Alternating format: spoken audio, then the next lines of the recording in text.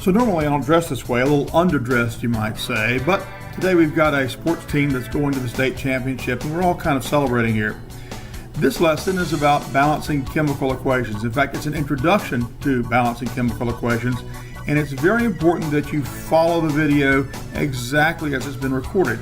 And so there are activities that you should do in exactly the way that are instructed to get the most out of this. So when you guys were in physical science, you balanced equations, yeah? Oh, okay. Well, balance this equation.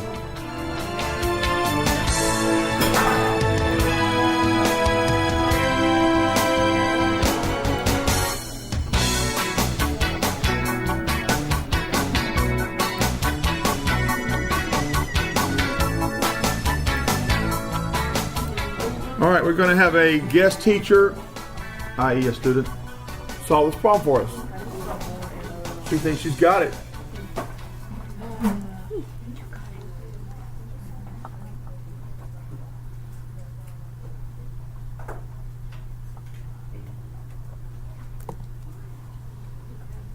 Is she right? Is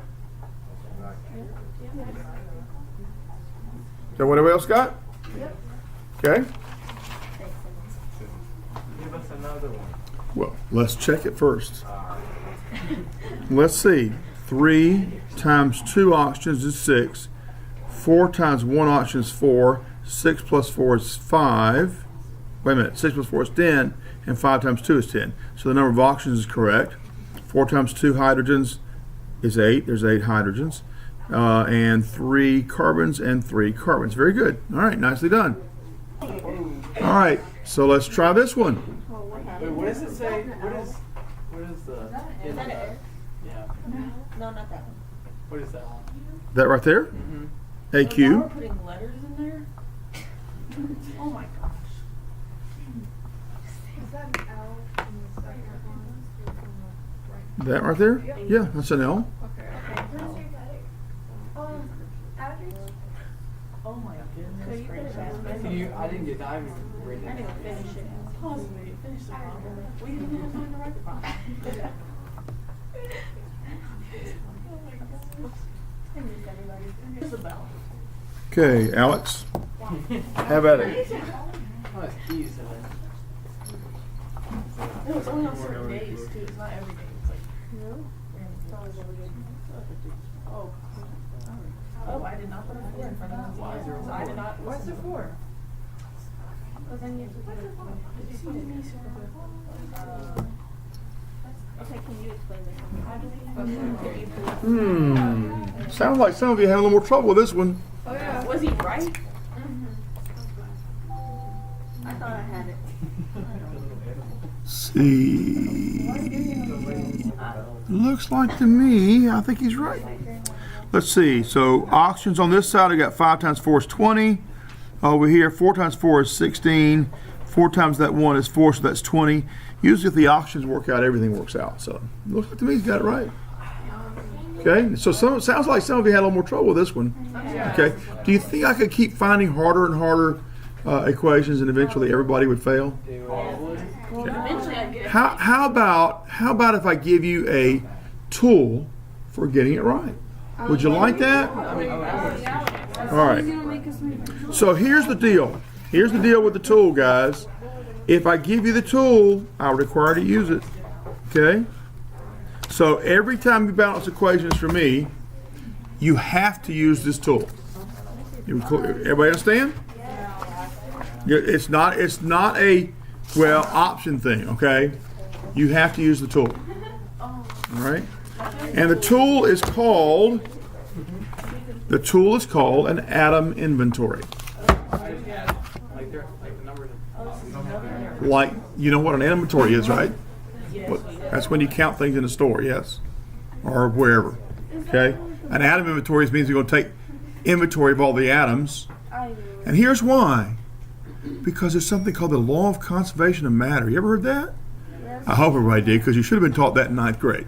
Okay, in fact, you probably should have been taught that in 5th grade. So it means that we can't make up atoms out of nowhere, because, you know, last time I checked, nobody here's God. You can't create things out of nothing, right? And you can't destroy things either. you know, at least turn them into nothing. All right. So because you're not God, we have to keep up with you have to keep the number of atoms the same. Is that where you write out all the atoms and you have to balance them on both sides? Yeah, you write up all the atoms. So here, let's this is how I want you to do it. I want you to identify all the atoms on the left-hand side and make a list vertically. So C, H, and O, because somebody's got a cold in here. What does that have to do? No, it says chew. Show?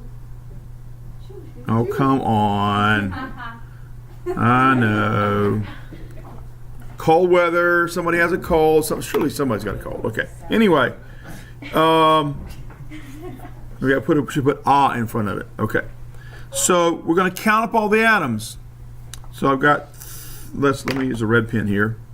So here's a 3 for the number of carbons, and 8 is the number of hydrogens, and 2 is the number of oxygens on the right-hand side. On the left-hand side. The right-hand side, now we're going to count up all those, because the atoms should be the type of elements should be the same, because we can't make up any, you can't destroy any, so they got to have the same on both sides. All right. So on the right-hand side, right now, I've got 1 carbon and 2 hydrogens, and I've got an oxygen here, or 2 oxygens here, and 1 here.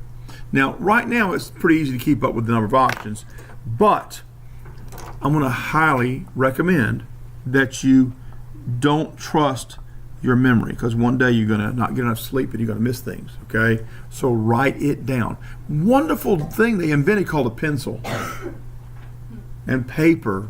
So use them. Okay, so write it down. So right now I have 2 oxygens here, and I have 1 oxygen here, and we've got 3.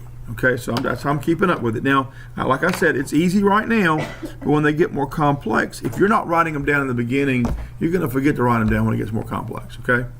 So just write them down. All right, now, what I want to do is get the number the same on both sides. Here's a helpful hint. Don't balance oxygen until the very last. Don't balance oxygens until the very last. In fact, don't balance hydrogens until next to last. Okay?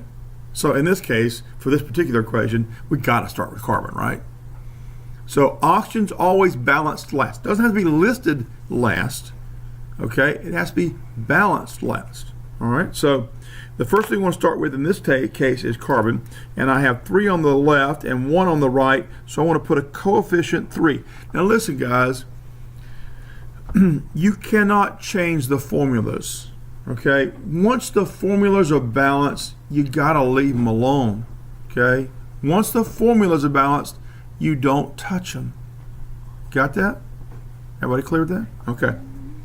So we're not going to stick any subscripts in these numbers to try and get the equation to balance. Once the formulas are balanced, leave them alone. You only use coefficients to balance an equation. So now I'm going to recount everything on this side based on what I put here. So I have changed the number of carbons with that coefficient, but that also changed the number of oxygens. This coefficient applies to everything here. It's just like putting a 3 in front of, say, XY. Well, that would mean you would change the number of both X's and Y's, right?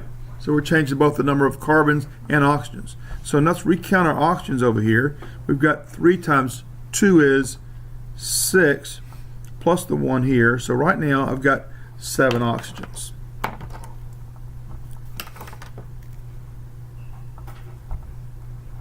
All right, so the carbons are balanced, but the oxygens are not balanced. But we're not going to balance those yet, are we? We're going to wait till last to do the oxygens. So I want to balance the hydrogens next, because those are next to last, and we only got 3 elements here. I've got 8 hydrogens on the left. I need 8 on the right. To have 8 hydrogens on the right, this formula has 2, so I need a coefficient 4, because 4 times 2 is 8. But it's also going to change the number of oxygens. Well, let's make sure we write down what we did to the hydrogens first, just to keep up with it. And then we're going to recount all the oxygens. All right, so I've got 3 times 2, 6, 4 times 1, that's 10. So I have 10 oxygens. Well, that makes it pretty easy, because now all I got to do is go back over here and see, oh, this is that oxygen right there it's a coefficient, a subscript 2, So the coefficient in front of that that's going to give me 10 oxygens is 5. Everybody got that? Right? And that would give me 10. Okay? All right, so that's balanced. Got it? No? No, I said O. All right. Let's see if you can use that technique now to balance the other equation. Let's take away the answer. If you didn't get it right, in fact, even the person that came up with it right. So I'm from, where am I from? Missouri. Not really, but I use that as an example. So I'm from Missouri, so show me the atom inventory. Got it? Show me the atom inventory. I mean, all the people watching this video in Missouri going, yay. So the question is, do the letters in the parentheses matter? Not as far as balancing the equation is concerned, at this time anyway, okay? The letters in the parentheses simply tell you what physical state that chemical is currently in. So this is a solid. Well, metals usually are, right? And zinc is a metal. This is, what is this stuff here? We learned to name chemicals in the last unit. There's a hydrogen in the front. What kind of chemical? Oh, it's acid. It's an acid. Okay, and I've got a polyatomic ion with an oxygen. That makes it what kind of acid? Oxy acid. So how do you name an oxy acid? First like an ionic compound, and then make the changes. Yes? Okay. And there's just still on YouTube a bunch of your videos from like 2014.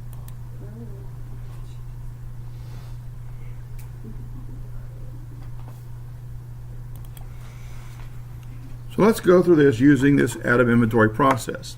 First thing we want to do is to count all the elements we have.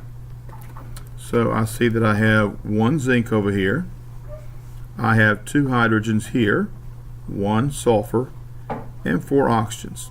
Over on the other side, this formula here has 1 zinc. Let's see, we've got 2 hydrogens here and 2 hydrogens here. So that's a total of 4. Now, it would be a really good idea if you just sort of kept up with them as you went along. Okay, just in case. Let's see now, sulfurs. I've got 1 sulfur here and 1 sulfur here.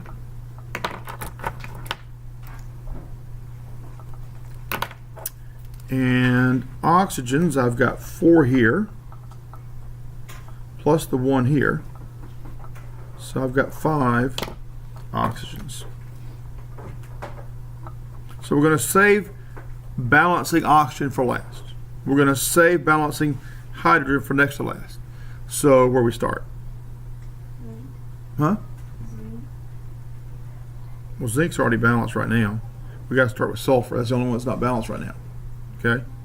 So I'll put a coefficient in front of the chemical species that has the only sulfur on the left. Okay? And I want a coefficient of 2 so that I can get 2 sulfurs. Put a 2 here. And that's going to change all of the element numbers that you have in this formula here. So we're going to change the number of hydrogens, we're going to change the number of sulfurs, and we're going to change the number of oxygens. Okay, so now let's see. We didn't change the number of zincs. We now have 4 hydrogens. We now have 2 sulfurs, and we have 8 oxygens. Okay, so zinc and hydrogen are balanced, and sulfur is balanced, but oxygens are not balanced. We've got to figure out how to get 8 oxygens on the right-hand side. I've got 4 oxygens here and 1 here. Let's see, if I change this one, it'll change 3 things. If I change this one, it might only change 2. That might make my life easier if I do it, if I start out with that one. See what happens with that, okay? So it doesn't always work out that way. Sometimes you just got to start over. All right, we're going to start with that one. So let's say I'm going to put, what would I put there? 4 there to get 8 oxygens.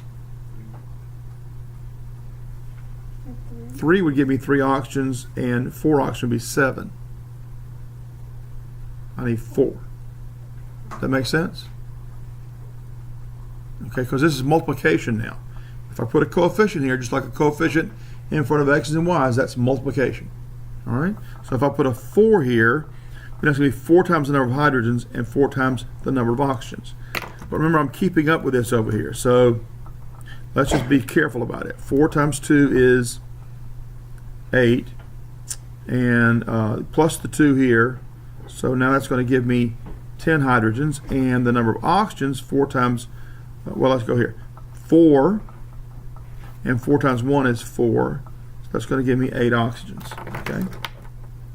So let's see. Because I put a coefficient there, we'll change the number of hydrogens. And we'll change the number of oxygens. So I have, let's see, hydrogens. I now have 10 hydrogens, is that right? Okay. 10. And now I have 8 oxygens. All right, that's one that now that we've done that, we got the oxygens right and the sulfurs right, but oh my gracious, we've got an unbalanced number of hydrogens. So we've got to change something. Let's see here. In order to get 10 hydrogens on the left, let's see, can I do that? How would I do that? Change that to a 5? Yeah. Okay. So,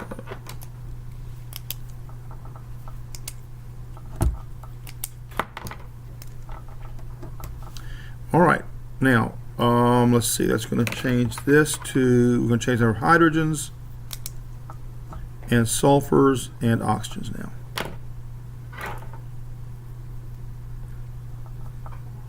Where did I put?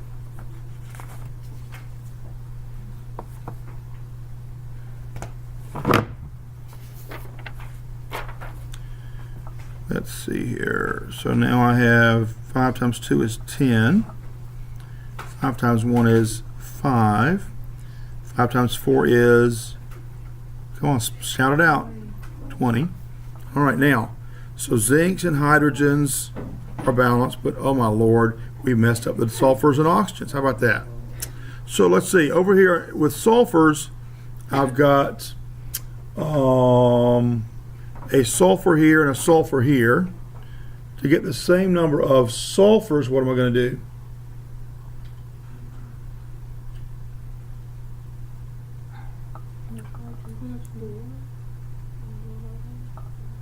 Put a 4 there? So that would change, that would give us 1 sulfur here, 4 sulfurs here, 1, that'd be 5. Yeah, good. All right. That's going to change the number of zincs. It's going to change the number of sulfurs and the number of oxygens. Okay. So let's see. Now I have 4 zincs. I've got, oh, we got sulfurs in 2 places. Let's make sure we keep up with those. So I've got 4 times 4. That's how many? I'm sorry, sulfurs. 4 times 1 is 4, plus the 1 here. That's 5 sulfurs.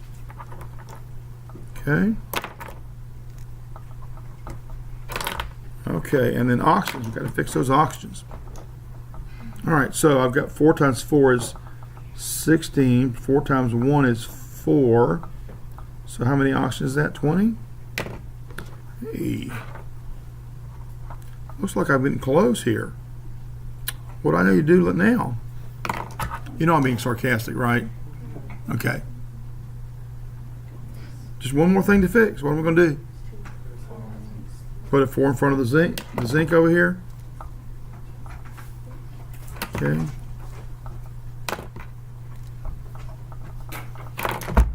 Okay, got it?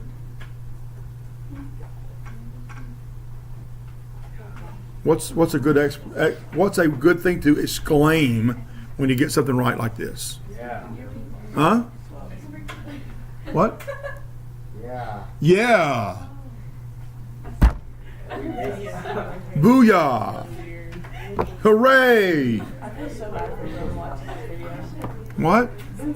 Okay, every time I lie, I think this thing. All right. Let's go down this road again.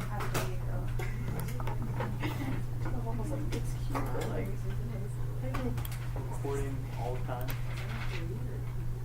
So I can't give myself like a shout out. Nah, that was a joke. Bad joke. All right, let's move forward here. See what we got going on. Let's see here. You think you got it right? I think I did too. Let's check it out. I've got 2 carbons here on the left. I've got 6 hydrogens on the left. I've got 2 oxygens on the left. On the right, I have 1 carbon and 2 hydrogens and 3 oxygens. I didn't count them out, but right now we don't have a lot of them. So 2 plus 1 equals 3 oxygens. Okay. So remember, we're going to balance oxygen last. We want to balance hydrogen next to last. So we're going to start by balancing the carbon. I'm going to put a coefficient of 2 here, which is going to change the number of carbons and oxygens. So that's going to give us 2 carbons. And let's count out carefully our oxygens. So I've got 2 times 2, 4 oxygens plus the 1.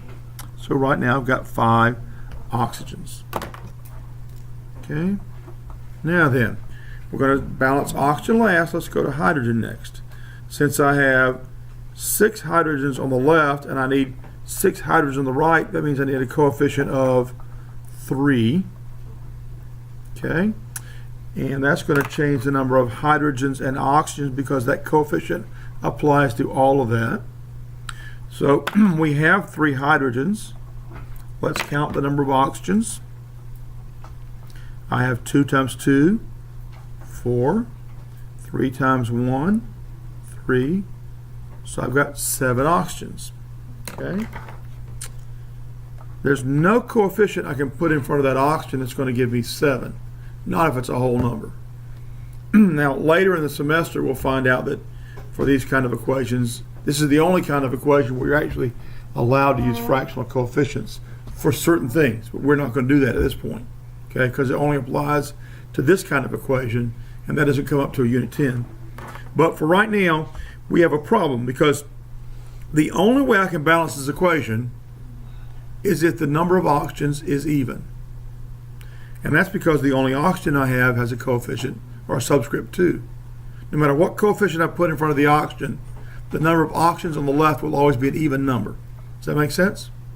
So the trick here, and it's not really a trick, it's just a tip, it's a way to get it done, is when you reach this point in an equation like this, where you've got an odd number of oxygens and an even number on the left, and it can never be anything but an even number, yes. I have a question. Why is the hydrogen, the 3 times 2, you put 3, but it's in it? Oh, I'm sorry, it should be 6, right.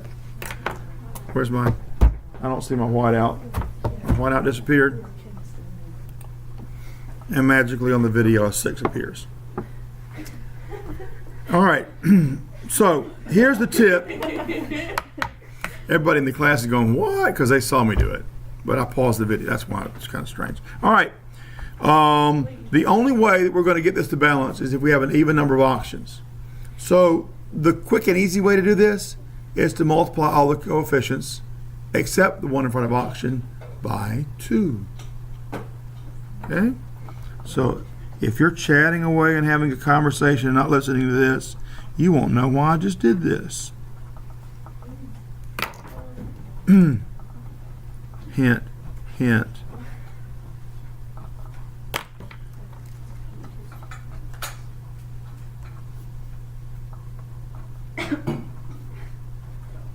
Now, all I did was to go through and multiply all the previous numbers here in my atom inventory by 2. Okay? Because I multiplied everything up here by 2. Since I have 14 oxygens on the right, the coefficient I need in front of this oxygen should be easy. 7 and 14, and we're done. And we decided on, yay! Is that what we decided on? Yeah. Booyah! No? Okay. You're still watching this. Tell them I said I'm sorry.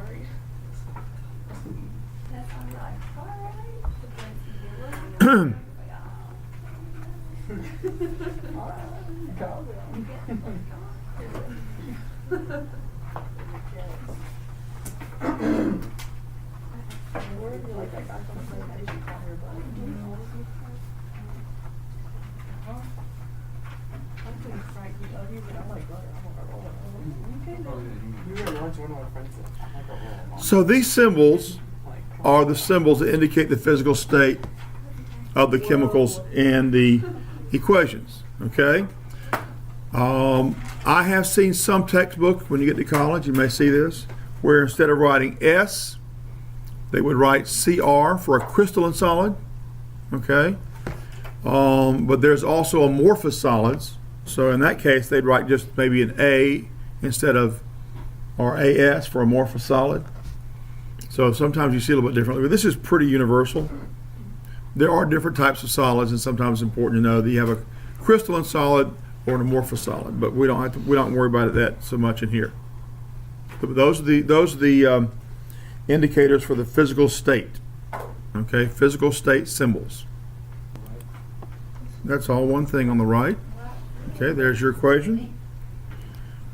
Let's do the atom inventory and balance this baby.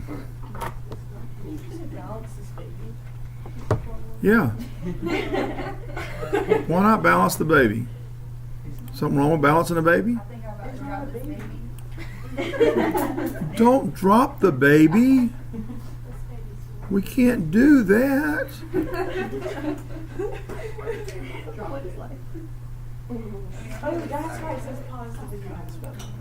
All right. Let's see how this one works out. Let's see, I've got a carbon. I've got 2 oxygens here and 1 here. So that's 3 oxygens, and I've got 1 nitrogen here. I've got 3 hydrogens and 2 here, that's 5. And over here on the other side, I've got 1 carbon, 3 oxygens, 1 nitrogen, and 4 plus 1 or 5 hydrogens. Oh, it's balanced already. Imagine that. I know, I'm being sarcastic. I apologize. Here's the deal. Atom inventories will show it's already balanced. Okay? Sometimes it's kind of hard to tell. And this is the way you know for sure. So, even if it's already balanced, listen carefully. Even if the equation is already balanced, you still have to show me the atom inventory. Show me the atom inventory. Okay? Got it. Since we just finished a unit in which we balanced formulas and named formulas, let's just do a quick review, because you're going to have to do this in this unit just to kind of make sure we're all on the same page. Okay? So that's carbon dioxide. You should know that, right? The way you know that is it's 2 nonmetals, and you name it in the, and it's not organic, although you could argue that carbon dioxide is organic, but we're going to say that it's not organic, and we're going to name it like a covalent inorganic compound. So you name the carbon, you name the oxygen, you put a coefficient. You put a prefix 2 in front of the oxygen, and you change the end of the name to "ide," carbon dioxide. Okay? And this is just a chemical that you must know. Everybody has to know that NH3 is ammonia. Okay, it's a common name. Just like this one, everybody should know. Okay? Water. All right. Now this one's a bit more complex. Here's the thing. If you have more than one element and you don't have more than one carbon, you want to go through the list of ions, polyatomic ions in your head, because that's where you're going to get the names. This formula here is a polyatomic ion that you just have to know is ammonium. Okay? This polyatomic ion, well, let's start here. This polyatomic ion here is one you have to know. Carbonate. When you have a hydrogen on the front, that's hydrogen carbonate, or even more commonly, bicarbonate. You don't have to know it's bicarbonate unless you just like to do that. Okay, that's okay. So this is ammonium hydrogen carbonate, or ammonium bicarbonate, which is baking soda. So we should still just keep getting all those, from that sheet, just like keep looking at that, make sure we know all that. You've got to be able, so chemistry is a very cumulative subject. You've got to be able to do what we did in the last unit to be successful in this unit. Okay. Right now it looks like something entirely new, but we'll move further and further into this material, and you'll have to go balance formulas. Okay. In the real world, we can use computers. Why can't we use computers on the test for answers? Why can't you use computers on a test? Computers are only as good as the programming. Suppose somebody put something on the internet that's wrong. We'll know if it's wrong or not. Oh, but only if you know how to name and write balanced formulas. Okay? So you have to know any. Yeah. Okay. All right. So here, this may not look like the way we've been doing these, but let's just imagine: do we have two carbons bonded together? Think about the hydrogens. How many things can hydrogen bond to? Hydrogen can only bond to one thing. If hydrogen bonded to itself, that'd be a separate thing called hydrogen gas. So all these hydrogens have to bond to a carbon. So the only way to put this together is if the carbons are actually bonded together. So yeah, it's that thing. If you did a Lewis formula with the electron dots and sharing arrangement, then Lewis dots and Lewis formula, the only way this would go together is if two carbons were bonded together. Now, if you can't see that in your head, then do it on paper. I give you the tools. Use the Lewis dots, the sharing arrangement, electron dots, sharing arrangement, Lewis dots, and Lewis formula to figure it out. Okay? This is that thing. And that's just oxygen, and that's carbon dioxide of water. We already know that. Okay? And where's that other equation we did?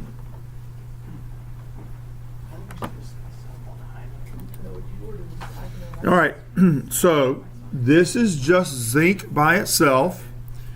Zinc is on the periodic table to the left of the stair step, and therefore it's just a metal. Almost all metals, when they're by themselves, are solids. Okay? There's a couple of exceptions, and really only one that you need to know. You need to know that mercury is a liquid. Okay? All the other metals over here, you can consider to be a solid, even though gallium really isn't. Okay? Because we don't use gallium enough to really matter that much at this point. All right, now. What's that metal that like melts in your hand? The one you're thinking of is probably an alloy, and let's do that. Let's talk about that another time. Okay? All right, let's keep going along here. If I were going to name this formula, where would I start?